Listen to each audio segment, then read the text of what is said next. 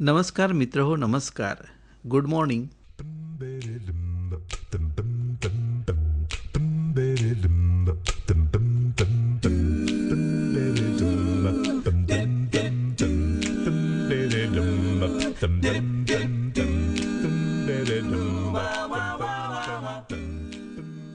मित्र हो, आजचं जग हे सीमारेषा पलीकडे गेलेलं आहे. एका देशात तयार झालेलं उत्पादन दुसऱ्या देशात पोहोचतं, तर एका कोपऱ्यातली कल्पना जगभरात व्यवसायाचं रूप घेत आहे. या जागतिक व्यवहाराच्या केंद्रस्थानी आहे आयात निर्यात आणि आंतरराष्ट्रीय व्यापार क्षेत्र.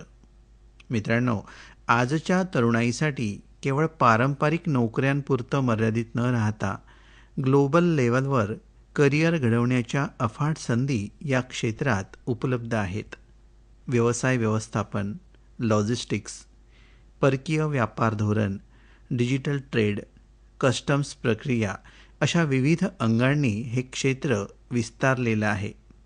म्हणूनच मित्रांनो, आजच्या युवा स्पंदन या कार्यक्रमात आपण ऐकणार आहात आयात निर्यात आणि आंतरराष्ट्रीय व्यापार क्षेत्रातील करिअरच्या संधी, आवश्यक कौशल्ये, शिक्षण, प्रशिक्षण आणि तरुणांनी या क्षेत्रात प्रवेश करताना घ्यावयाची दिशा याबाबत सविस्तर माहिती आज आपण आपल्या युवा स्पंदनच्या कट्ट्यावर आलेल्या पाहुण्यांकडून घेणार आहोत. चला तर मग सुरुवात करूया आजच्या आपल्या या कार्यक्रमाला या छानशा गीतानं.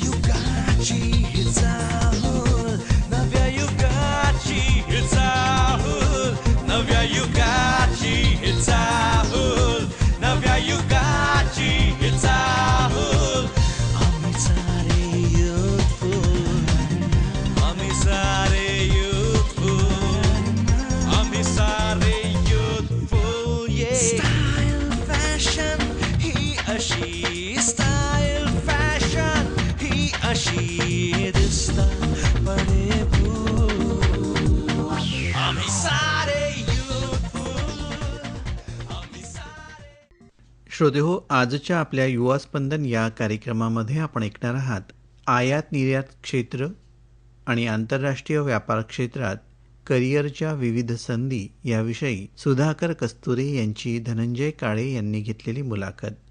श्रोतेहो, या मुलाखतीचा भाग पहिला आज आपण ऐकणार आहात. कार्यक्रमाचे सादरकर्ते आहेत विनोद गवडी.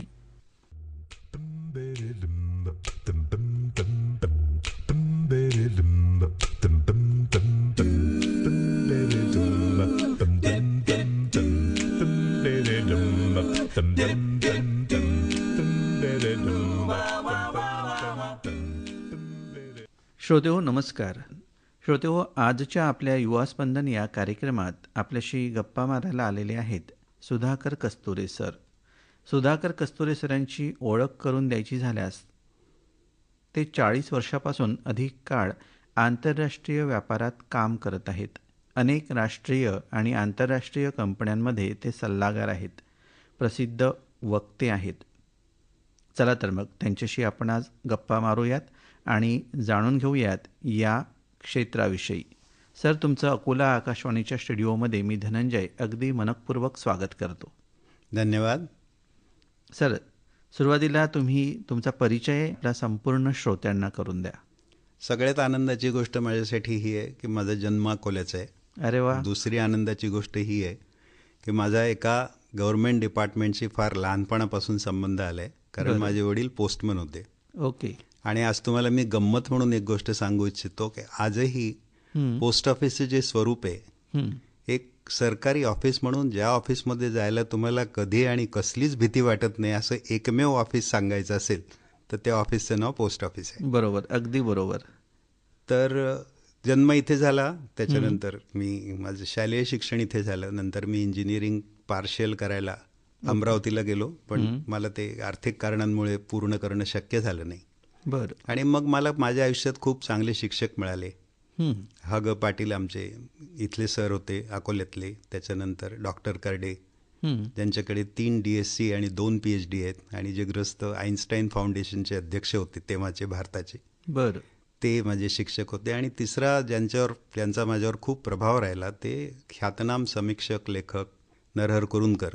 हं, हं, हं. त्यांनी मला जीवनाची एक सर्वांग जाणीव दिली बरं, आणि काही वर्ष मी ओशोंकडे काढली. त्याच्यात मला इंटरनॅशनल एक्सपोजर आपोआप मिळालं, बरं, बरं. कारण मग जर्मन मित्र होते, मी इंग्लिश चांगला बोलायचो, त्याच्यामुळे मग त्यांच्याशी माझं बोलणं वाढलं. त्याच्यातून मला थोडीशी बाहेरच्या जगाची कल्पना यायला लागली नक्कीच. आणि असा तो प्रवास सुरू झालेला आहे. बरं. थोडक्यात कौटुंबिक पार्श्वभूमी तुमची काय आहे? काही बालपणीच्या आठवणी काय शेअर कराल तुम्ही? बालपणीच्या आठवणी फार सुंदर आहेत. घरात दारिद्र्य होतं पण ते जाणवलं कधी नाही. बरं. आणि वडील पोस्टमन होते तेव्हाची एक गोष्ट माझ्या फार चांगल्या लक्षात आहे की हं, पोस्टात गेलो की कॅन्टीनमध्ये गेलो की कोणी एक जिलबी द्यायचं बरं. आणि त्याच्याशी तुमची ओळख असायची काही गरज नव्हती. हं, ते कोणतेही काका असो ते तुम्हाला एक जिलबी देणार हे आम्हाला खात्री होती. त्यामुळे अच्छा. ते फार सुरेख अनुभव आहेत त्या काळचे. बरं, बरं. निसर्गाशी जवळीक होती, ह्या सगळ्या गोष्टी होत्या. बरं. सर, आपण 4 दशकाहून अधिक काळ आंतरराष्ट्रीय व्यापार क्षेत्रात कार्यरत आहात. तर या प्रदीर्घ प्रवासाबद्दल तुम्ही आम्हाला काय सांगाल? माझी आंतरराष्ट्रीय क्षेत्राची काम करण्याची सुरुवात 1974 झाली. बरं. बजाज इलेक्ट्रिकलचे तेव्हाचे चेअरमन हं. शेखर बजाज, बरं. त्यांच्या कंपनीत मी कामाला लागलो. हं, हं, हं. दुसऱ्या दिवशी ते माझ्यासमोर येऊन बसले आणि त्यांनी मला एक डॉक्युमेंट दिलं हातात. बरं. त्याचं नाव होतं फॉरेन ट्रेड पॉलिसी. ओके. आणि ते मला म्हणाले की बघ, आंतरराष्ट्रीय क्षेत्रात तुला काही करायचं असेल हं, हं. तर हे बायबल आहे, ओके. हे तू वाचायला सुरुवात कर, हे समजायला सुरुवात कर. अच्छा. बजाजमध्ये मी 6 वर्ष काम केलं, हं, हं, हं. 74 ते 1980. बरं. आणि 1981 पासून मी कन्सल्टंट झालो. ओके. त्याच्या पाठीमागे एक सुंदर स्टोरी आहे हं, हं, हं. की शेखर बजाज मला एकदा म्हणाले की अरे तू इतकं सगळं काम करतो, फिरतो, हं, हं, हं. मग तू जर्मनीत एका एक्झिबिशनला जा, इंटरनॅशनल एक्झिबिशनला जा. हं, हं, हं. ती माझी पहिली युरोप ट्रिप होती 1979 साली. बरं. तेव्हा मी जर्मनी, स्वित्झर्लंड, पॅरिस या सगळ्या जागा बघितल्या, तिथली व्यवस्था बघितली, तिथल्या लोकांचं, तिथल्या उद्यमशीलतेकडे लोकांचं कसं लक्ष असतं, कशा पद्धतीने लोक कामं करतात आणि छोट्या छोट्या कंपन्यासुद्धा केवढी मोठी कामं करतात, बरं. हे सगळं घेऊन मी हिंदुस्थानात परत आलो. अच्छा. त्याच्यानंतर मी ठरवलं की नाही, आपणही काहीतरी वेगळं करायला पाहिजे. बरं. आणि म्हणून मी 1981 पासून नोकरी सोडून सल्लागार व्हायचं ठरवलं. बरं, बरं. सर, आपण एक्झिम इन्स्टिट्यूटमध्ये संस्थापक आहात, म्हणजे आयात निर्यात क्षेत्राचे तुम्ही संस्थापक आहात. तर या क्षेत्रात काम करताना आपली भूमिका नेमकी काय असते? एक्सपोर्ट इम्पोर्ट म्हणजे नेमकं काय? याच्यात 2 भाग आहेत. हं, एक्सपोर्ट इम्पोर्ट जेव्हा आपण त्याचा प्राथमिक विचार करतो हं, तेव्हा जसा आपण आपला व्यवसाय हं. खेड्यातून तालुक्यापर्यंत, तालुक्यातून जिल्ह्यापर्यंत, जिल्ह्यातून तुमच्या स्टेटपर्यंत, स्टेटपासून नॅशनल लेवलपर्यंत आपण वाढवायचा प्रयत्न करतो. हं, हं, हं, हं. हे आपण पहिल्यांदा विचार करतोय की हे सगळं आपण आपल्या देशाच्या बाहेर नेऊ. बरोबर.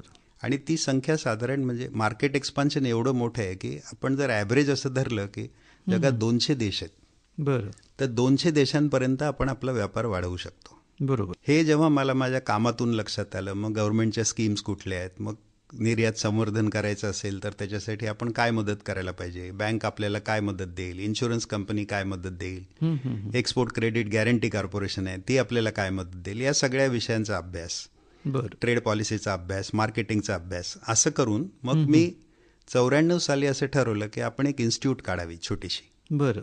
आणि तेव्हा मग आम्ही एक्झिम इन्स्टिट्यूटची स्थापना केली. बरं. आणि मग त्याच्यामध्ये आतापर्यंत 30 वर्षामध्ये साधारण 6,000 तरुणांना आपण शिकवलंय. अरे वा. आणि त्याच्यामध्ये फ्रेश ग्रॅज्युएट्सपासून एका मोठ्या कंपनीच्या व्हाईस प्रेसिडेंटपर्यंत लोक त्याच्यामध्ये करतायत, शिकतात त्याच्यातून. आणि त्याच्यात मला सपोर्ट करणारे बरेच प्रोफेशनल्स आहेत वेगळ्या फील्डचे, हं, हं, हं. ते सगळे मला या क्षेत्रात मदत करतात. अच्छा. 6,000 स्टुडंट तुमच्या एक्झिममध्ये शिकलेत, हो म्हणजे खूप मोठी उपलब्धी तुम्हाला भेटलेली आहे. हो. सर, या क्षेत्रात तुम्हाला काही प्रेरणा देणारे अनुभव असतील, काही व्यक्ती असतील, तर त्याबद्दल तुम्ही आम्हाला काय सांगाल? कारण की आपण आयुष्यात काम करताना, आपण कुठल्याही क्षेत्रात काम करताना आपल्याला कुठून तरी प्रेरणा मिळते, आपल्याला कुठल्या तरी व्यक्तीबद्दल आपल्याला असं वाटतं या व्यक्तीसारखं आपण व्हावं. याबद्दल तुम्ही काय बोलाल? 2 गोष्टी निश्चित माझ्या मनात होत्या. हं. एक कुरुंदकरांसारखं व्यक्तिमत्व असावं जे बरं. अतिशय समीक्षक, सार्वसाक्षेपी, सगळ्या बाजूनी विचार करणारं, सगळ्या बाजूनी खोल विश्लेषण करणारं अच्छा. आणि अत्यंत प्रतिभावान. त्यांना जर तुम्ही कधी बोलताना ऐकाल तर तुमची समाधी लागेल, इतकं सुंदर ते बोलतात. बरोबर. आणि मला त्यांचा एक अनुभव आहे की ते एकदा असं बोलत होते आणि साधं समोरासमोरून बोलणं चाललेलं आणि त्यांनी साऊथ अमेरिकेबद्दल बोलायला सुरुवात केली. मग ते म्हणाले की अरे साऊथ अमेरिका म्हणजे काय? मग Brazil, Argentina, Paraguay, Uruguay, Chile. म्हणजे साध्या बोलण्यातूनही त्यांची सिक्वेन्स, त्यांचा विचार करण्याची पद्धत ही मला इतक्या तीव्रतेने जाणवून गेली की कुठल्याही क्षेत्रात तुम्ही जाल, जर तुम्ही तेवढ्या दीर्घ अभ्यासाने विचार करू शकाल तर तुम्हाला काही ना काही यश अगदी निश्चितपणे मिळेल. हा त्यांचा खूप मोठा संस्कार माझ्यावर आहे. बरं सर, 40 वर्षाच्या अनुभवातून तुम्ही काय शिकलात की जे आजच्या युवकांनी आधीच शिकायला हवं? काय वाटते याबद्दल? एक, तुमची स्वप्न चांगली पाहिजेत. बरं. तुम्ही तुमच्या स्वप्नाच्या प्रेमातच असलं पाहिजे. नक्कीच. ते तुम्ही अजिबात जर नाही. त्या विषयाच्या प्रेमात असाल तर ह्या गोष्टी तुमच्याकडनं आपोआप होतात. बरोबर. आंतरराष्ट्रीय व्यापाराचं महत्त्व जर आपल्याला जाणवलं तर ह्या गोष्टी आपोआप आपल्यातही येतात. अच्छा. आणि त्याचा सगळ्यात सोपा भाग सांगण्याचा असा आहे की तुमचं आकाश इतकं मोठ्या प्रमाणावर विस्तारतं, तुम्हाला आयुष्यात एवढ्या संधी मिळतात. आता मी 20-22 देश फिरलो. बरोबर. मला हे आता एका पोस्टमनच्या मुलाला हे कसं माहीत असेल कोणता देश कसा असतो? मी जर्मनीला गेलो, मी युरोप बघितला, मी ईस्ट युरोप बघितला, मी कॅनडा बघितला, मी USA बघितला, मी मिडल ईस्टला गेलो, मी चायनाला गेलो, मी जपानला गेलो. या सगळ्या गोष्टी पॉसिबल होऊ शकल्या. बरोबर. कारण त्या क्षेत्रातला मला असणारा रस आणि त्या रसाच्या पाठीमागे धावण्याची माझी वृत्ती. बरं. आणि सगळ्यात महत्त्वाचं आजच्या घडीला we talk of artificial intelligence. Okay. Artificial इंटेलिजन्समध्ये इतक्या स्पीडनी गोष्टी होणार आहेत पुढे घडत जाणाऱ्या. आणि स्मार्टफोन सारख्या साध्या ॲपमुळे तुम्हाला इतक्या गोष्टी माहीत होणार आहेत. बरोबर. की तुम्हाला हे अपडेशन घरच्या घरी मिळेल. फक्त तुम्ही त्याला निश्चित पद्धतीने आपल्या ध्येयाकडे किंवा आपल्या स्वप्नाकडे कसं न्यायचं याचा विचार तुम्हाला करायला पाहिजे. नक्कीच. सर, तुम्ही आयात निर्यात ही जी संस्था आहे ही तुम्ही निर्माण केली, याचे संस्थापक तुम्ही आहात. तर आयात निर्यात क्षेत्र आज भारतासाठी किती महत्त्वाचं आहे? अगदी थोडक्यात सांगायचं तर तुम्हाला थोडंसं स्टॅटिस्टिक देतो, तुम्हाला गंमत वाटेल. बरं. आपल्या देशाची लोकसंख्या 146 कोटी आहे. बरोबर. आपण जगात 1 नंबरवर आहोत. पण निर्यात क्षेत्रात जर भारताचा वाटा बघितला तर आपण 18 नंबरवर आहोत. बरोबर. आणि छोटे छोटे देश आपल्यापेक्षा पुढे आहेत. अच्छा. जर्मनीची साईज महाराष्ट्र एवढी. बरोबर. लोकसंख्या साधारण 8.5 कोटी. 8.5 कोटीपेक्षाही थोडी कमी असेल. अच्छा. एक्सपोर्ट त्यांचा $1500 बिलियन वर आहे. अरे बापरे. माझी लोकसंख्या 146 कोटी. त्यांचा देश महाराष्ट्राचा, आपल्या देशाची साईज 32 लाख स्क्वेअर किलोमीटर्स. आणि आपलं इंटरनॅशनल ट्रेडमधलं कॉन्ट्रीब्युशन $437 बिलियन एवढं आहे. अच्छा. हे आपण वाढवू शकतो का? हो, आपण खूप मोठ्या प्रमाणावर ते वाढवू शकतो का? आपली तशी इच्छा आहे का? हो, आहे. बरोबर. जेव्हा सरकार असं म्हणतं की आपली इकॉनॉमी 5 ट्रिलियन व्हावी, सरकारचा दुसरा उद्देश आहे की 1930 पर्यंत आपलं एक्सपोर्टचं कॉन्ट्रीब्युशन 2 ट्रिलियन असावं. अच्छा. म्हणजे 40% आपल्या संबंध व्यवहाराचा भाग निर्यातीतून यावा.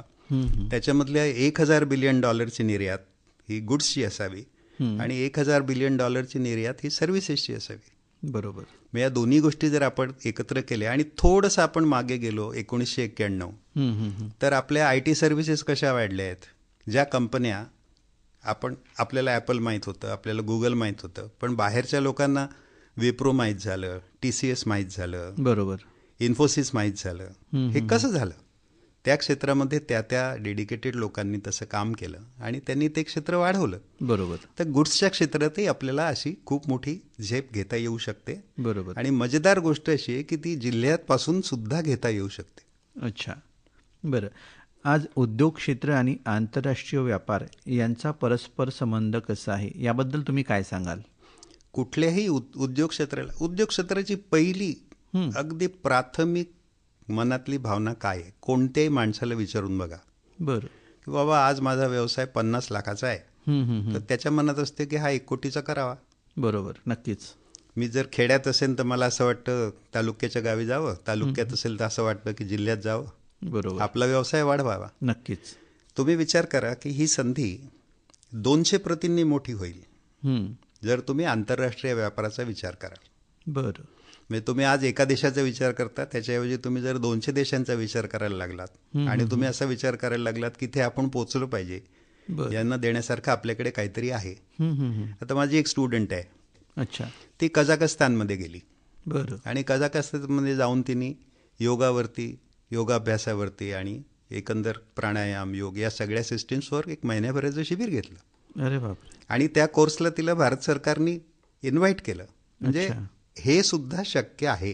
बरोबर. सर्व्हिस सेक्टरमध्ये तुम्ही इंजिनिअरिंग सेक्टरच करायला पाहिजे असं नाही. असं काही आपलं नाही. जपानबरोबर ॲग्रीमेंट आहे. हं, हं, हं. तर तुम्हाला गंमत वाटेल, 4 लोकांना व्हिसा मिळतो. 4 व्यवसाय म्हणजे 4 नोकरी करणाऱ्या माणसांना व्हिसा मिळतो. बरं.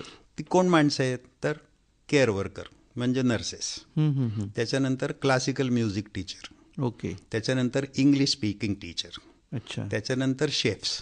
तुम्ही ओके. उत्तम स्वयंपाकी असाल, तुम्हाला खूप काही चांगलं येत असेल, हं, हं, तर जपान तुम्हाला 3 वर्षाचा वर्क व्हिसा द्यायला तयार आहे. अरे वा. आणि त्यांच्याकडे जे इन्कम तुम्ही कराल ते इथे 30 वर्षात होणार नाही, बरं बरं. कारण तो श्रीमंत देश आहे. हं, हं. नक्कीच. म्हणजे नर्सचा पगार हं, हं, हं. एका तासाचा $20 आहे. बरं. आजची डॉलरची किंमत ₹90 जर तुम्ही धरली हं. तर नर्सला एका तासाला $1800 मिळतात जपानमध्ये. बरं बरं. 10 तास जर एका दिवसात काम केलं हं, हं. तर किती झाले? 10 × 18,000 ही तुमची कदाचित इथली 1 महिन्याची सॅलरी असेल. बरोबर. एवढे रस्ते त्याच्यामध्ये आहेत. लोकांना ते माहीत नसतात आणि खेड्यापाड्यापर्यंत आपण किंवा ग्रामीण भागांपर्यंत आपण जिल्हा स्तरावर सुद्धा आपण तेवढ्या पद्धतीने पोहोचत नाही. बरोबर. पोहोचलो तर हे होईल. हं, हं. तर सर, आज आपला मुलाखतीचा उद्देश, आपल्या गप्पा मारायचा उद्देश तोच आहे की हे जे रस्ते जे लोकांना माहीत नाहीत, आपल्या युवकांना माहीत नाहीत, आपल्या श्रोत्यांना माहिती नाहीत, ते रस्ते तुमच्याकडून आज आम्हाला जाणून घ्यायचे आहेत. तर माझा पुढला प्रश्न तुमच्यासाठी असा राहील की तुम्ही ज्या आयात निर्यात संस्थेची स्थापना केलेली आहे, संस्थापक आहात, तर त्या आयात निर्यात क्षेत्रात म्हणजे एक्सपोर्ट इम्पोर्टमध्ये आपल्या युवकांना कुठल्या कुठल्या संधी उपलब्ध आहेत? 2 गोष्टी बेसिक आपण गृहीत धरून चालू. हं. एक, तुमच्याकडे तुम्ही एक स्नातक आहात, बरोबर. ग्रॅज्युएट आहात, कुठलेही सायन्सचे असाल, आर्ट्सचे असाल, कॉमर्सचे असाल, बरं आणि तुम्हाला इंग्रजी नावाची भाषा येते. बरं. ती कशाला यायला पाहिजे? कारण कनेक्टिव्हिटी हा बरोबर. आंतरराष्ट्रीय जगातला पहिला भाग आहे. नक्की. मग दुसऱ्या भाषा पण आहेत. तुम्हाला स्पॅनिश येत असेल, जर्मन येत असेल, जॅपनीज येत additional. असेल, तर ते तुमचं ॲडिशनल क्वालिफिकेशन होईल. बरोबर. पण एवढ्या 2 गोष्टी तुमच्याजवळ असल्या आणि तुम्हाला रस असला हं, हं, हं. तर तुम्हाला एक विशिष्ट पद्धतीने शिक्षण देता येऊ शकतं अच्छा. की आयात निर्यात व्यापार काय असतो, बरं. त्याचे फंडामेंटल्स काय आहेत. हं, हं. मग त्याच्यामध्ये कस्टम क्लिअरन्स आलं, फॉरेन ट्रेड पॉलिसी आली, इन्शुरन्स आलं, बँकिंग आलं, फायनान्स आलं, बरोबर. मार्केटिंग आलं. ह्या सगळ्या सेक्टरमध्ये तुम्हाला डेव्हलपमेंट करता येते. बरं. आणि या प्रत्येक क्षेत्रात तुम्हाला आंतरराष्ट्रीय व्यापारात संधी उपलब्ध आहेत. बरं. त्याला 2 फार महत्त्वाची आणि मजेदार कारण आहेत. हं, हं, हं. पहिलं कारण हे आहे की आपल्या देशाची लोकसंख्या आता चीनपेक्षा सुद्धा जास्त आहे. आपण जास्त जगात झाली. नंबर 1 आहोत. हो. त्यामुळे प्रत्येक देशाला आपल्याशी व्यापार करण्यात रस आहे. बरं. कारण त्यांना असं वाटतं त्यांचे प्रॉडक्ट आपण घेऊ. बरं बरं. मग आपल्याला हा विचार करता येईल की आपल्या देशाचे किती प्रॉडक्ट्स आपण बाहेरच्या देशात पोहोचवू शकतो. बरं. आणि तो आंतरराष्ट्रीय व्यापाराचा स्कोप आहे, हो. तो अनंत मोठ्या प्रमाणावरती होऊ शकतो. तुम्ही छोटे व्यापारी असाल, तुम्ही रेडीमेड गार्मेंट्स बनवता, बरोबर. तयार कपडे बनवता, मग तयार कपडे आपल्याला पाठवता येतील का? तर हो, पाठवता येतील. मग त्याच्यासाठी आपल्याला काय करायला लागेल? आपण रसायनं बनवतो, ती आपल्याला पाठवता येतील का? हो, पाठवता येतील. त्याच्यासाठी आपल्याला काय करायला लागेल? आपला देश ॲग्रिकल्चरल आहे. हो. आपल्याकडे फळं आहेत, फुलं आहेत, रोपं आहेत, धान्य आहे. या सगळ्या गोष्टी आपल्याला पाठवता येतील का? गव्हर्नमेंटच्या याच्यासाठी स्पेशल स्कीम्स आहेत. बरोबर. त्या जर आपल्यापर्यंत पोचल्या, आता आपण इम्प्लिमेंट करू शकलो, तर आपल्याला खूप मोठ्या प्रमाणावरती हा सगळा व्यापार वाढवता येईल आणि याच्यातून तुम्हाला जागतिक वैश्विक भान येईल. बरोबर. तुमची समृद्धी वाढेल. तुम्ही जगात फिराल. बरोबर. तुमचं स्वतःचं विश्व मोठ्या प्रमाणावरती होईल. बरोबर. आणि आता तुम्ही एक साधी कल्पना करा की आपण नासावरून एक रॉकेट सोडतो. हं, हं, हं. ते कुठे जातो? अवकाश. अंतराळात कुठेतरी असतं. हं, हं, हं. पण आपलं नाव त्याच्यासाठी आज सगळ्या जगात फेमस आहे बरोबर. की इस्रो ही एक संस्था आहे जिथून या सगळ्या गोष्टी होतात. नक्कीच. तसं आपल्याला जिल्ह्यात करता येईल. नक्कीच. म्हणजे एकंदरीतच काय तर शेतकऱ्यांपासून वकील, इंजिनियर, डॉक्टरपर्यंत एक्सपोर्ट इम्पोर्टमध्ये आपण आपला व्यवसाय सुरू करू शकतो. हो. कोणीही पण. एकतर म्हणजे तो व्यवसाय गुड्स पाठवण्याचा असेल, वस्तू पाठवण्याचा असेल किंवा सेवा देण्याचा असेल. बरोबर. आता फॉर एक्झाम्पल एखाद्या माणसाला अकाउंटिंगचं काम करून हवं आहे. बरोबर. आणि ते ऑनलाईन करून हवं आहे. अच्छा. आणि त्याला अमेरिकेत त्याच्यासाठी $25 द्यायला लागतात. बरोबर. ते काम हिंदुस्थानात $10 होतं. मग तो काय करतो, $10 तुमच्याकडनं ते काम घेतो. बरोबर. त्याच्यासाठी तुम्ही अमेरिकेला जाणार आहात का? नाही. तुम्ही तुमचं अकाउंटिंगची एक्सपर्ट इथे वापराल, त्याचे अकाउंट्स तयार कराल, ते त्याला ऑनलाईन पाठवाल आणि त्याच्यावरती तो तुम्हाला पैसे देईल. नक्कीच. म्हणजे हा सेवा व्यवसायाचा विस्तार आहे. तुम्ही आर्किटेक्ट असाल, तुम्ही डिझाईन, तुम्ही वकील असाल, तुम्ही लिगल सल्ला देऊ शकाल. असा प्रत्येक क्षेत्रामध्ये तो व्यवसाय वाढू शकतो. बर. ॲग्रिकल्चर याच्यासाठी की गव्हर्नमेंटचा फार एक सुंदर प्लॅन आहे. त्याच्यामध्ये त्यांनी 700 डिस्ट्रिक्ट आयडेंटिफाय केले आहेत. त्या 700 डिस्ट्रिक्टमध्ये बसणारे साधारण 1200 प्रॉडक्ट आयडेंटिफाय केलेले आहेत आणि त्याची एक निर्यात प्रोत्साहन योजना आहे. बरं. तर आपल्या महाराष्ट्रापुरतं बोलायचं म्हटलं तर नाशिक आहे. तर नाशिकमधून काय एक्सपोर्ट होऊ शकतं, तर द्राक्ष होऊ शकतात. नक्कीच. आणि रत्नागिरीतून काय होऊ शकतं, तर अल्फान्सो मँगो होऊ शकतो, हापूस आंबा होऊ शकतो. विदर्भातून काय होऊ शकतं, नागपुरातून संत्री जाऊ शकतात.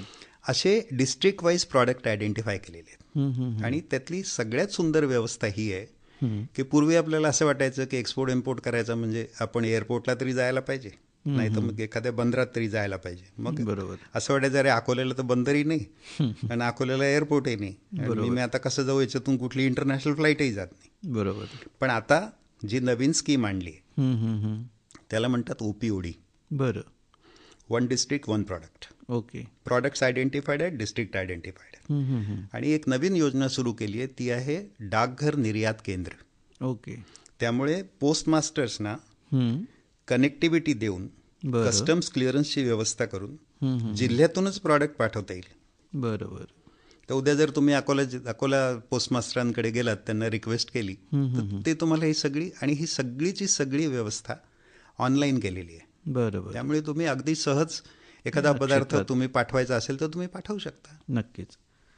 सर, आता मायक्रो, स्मॉल आणि मीडियम म्हणजेच MSME हे लघु आणि मध्यम क्षेत्र तर जागतिक व्यापाराला कसं फायदेशीर ठरतं? आत्ताचा जर फक्त भारताचा विचार केला तर भारताचा जेवढा जागतिक व्यापार आहे, निर्यात व्यापार, एक्सपोर्ट, त्याच्यामध्ये 45% कॉन्ट्रीब्युशन MSMEचे. ओके. म्हणजे एवढ्या मोठ्या प्रमाणावर MSME त्याच्यामध्ये काम करते. बरोबर. त्याच्यात 2 गोष्टी आहेत. जे MSME सक्षम आहेत पुरेशा, ज्यांना या गोष्टीची खरी जाणीव आहे, ते स्वतः एक्सपोर्टर होतात. बरं. बाकीचे MSMEs इंटरनॅशनल लेवलचे प्रॉडक्ट बनवतात, ते एखाद्या मर्चंट एक्सपोर्टरला विकतात. बरं. आणि तो व्यापारी म्हणून ते पुढे काम करतो. तो तुमच्याकडनं एक वस्तू विकत घेतो, त्याचं मार्जिन ॲड करून तो बाहेर विकतो. अच्छा. दोन्ही पद्धतीने MSME क्षेत्र याला सपोर्ट करतं. बरं. सर, आपण लहानपणापासून ऐकतो, कुठंतरी वाचतो किंवा हा शब्द यूज टू झालेला आहे, WTO, जागतिक व्यापार संघटना. काय असतं हे? अगदी सोप्या शब्दात आपल्या श्रोत्यांना तुम्ही सांगा. जागतिक व्यापार संघटनेचे 3 नियम आहेत. बरं. पहिला नियम असा आहे की सगळ्यांना एक विशिष्ट स्टँडर्ड्स अवेलेबल असावेत. बरं. त्याच्यामध्ये त्या पहिल्या ॲग्रीमेंटचं नाव आहे गॅट. बरं. General agreement for trade and tariff. अच्छा. टेरिफ म्हणजे ड्युटी, ट्रेड म्हणजे व्यापार. बरं. WTO ही संस्था याचे नियम बनवते. अच्छा. जे देश WTOचे मेंबर्स आहेत ते सगळे देश हे फॉलो करतात. बरोबर. आजच्या घडीला WTOचे 164 देश मेंबर्स आहेत. बरोबर. त्यामुळे त्यांना एक ही पूर्ण व्यवस्था मिळते की ज्या व्यवस्थेत तुम्हाला कायदेशीर पद्धतीने व्यवसाय करता येईल आणि सगळ्या देशांना समान संधी उपलब्ध असेल. बरोबर. दुसरं ॲग्रीमेंट आहे गॅट्स. गॅट्सचा अर्थ होतो trade in services, general agreement on trade in services. याच्यामध्ये सगळ्या सर्व्हिसेस कव्हर होतात. अच्छा. तिसरं ॲग्रीमेंट आहे TFA, ट्रेड फॅसिलिटेशन ॲग्रीमेंट. हे रिसेंटली कन्क्लूड झालेलं ॲग्रीमेंट आहे. बरोबर. 2017 ओके. याच्यामध्ये आपल्याला आंतरराष्ट्रीय व्यापार सोपा कसा करता येईल, डॉक्युमेंटेशन कमी कसं करता येईल, तो वाढवता कसा येईल. अच्छा. आणि या सगळ्या ॲग्रीमेंटचा महत्त्वाचा उद्देश डेव्हलपिंग कंट्रीज आणि लिस्ट डेव्हलप्ड कंट्री, म्हणजे अविकसित देश आणि विकसित होत चाललेले विकसनशील देश, यांना त्यांचा व्यापार कसा वाढवता येईल याच्यासाठी WTO मदत करते. बरोबर.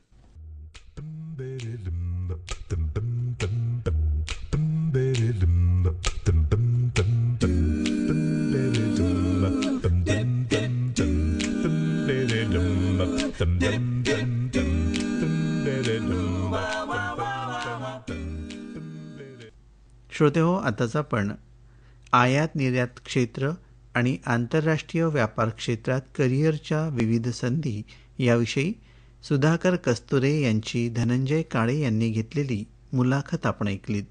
या मुलाखतीचा भाग पहिला श्रोतेहो आज आपण ऐकलात. कार्यक्रमाचे सादरकर्ते होते विनोद गवडी.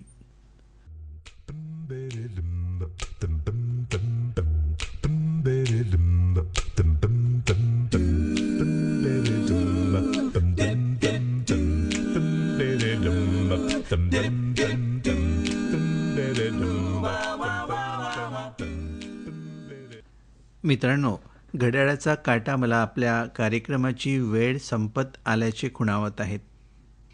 तेव्हा मित्र हो, संधी स्वतःहून चालून येत नाही, ती शोधावी लागते, तयार करावी लागते. आयात निर्यात आणि आंतरराष्ट्रीय व्यापार क्षेत्र हे अशा संधींनी भरलेलं व्यापक विश्व आहे.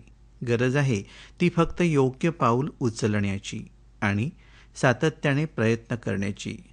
याच आशेने आजचा युवा स्पंदन कार्यक्रम आम्ही येथेच थांबवतो. तेव्हा पुन्हा भेटूया नव्या विषयासह, नव्या ऊर्जेसह, तुमच्या उज्ज्वल भविष्यासाठी मार्गदर्शन करणाऱ्या आणखी एका कार्यक्रमात. तेव्हा स्वच्छ रहा, स्वस्थ रहा. तुमच्या रेडिओ मित्राला धनंजयला निरोप द्या. नमस्कार.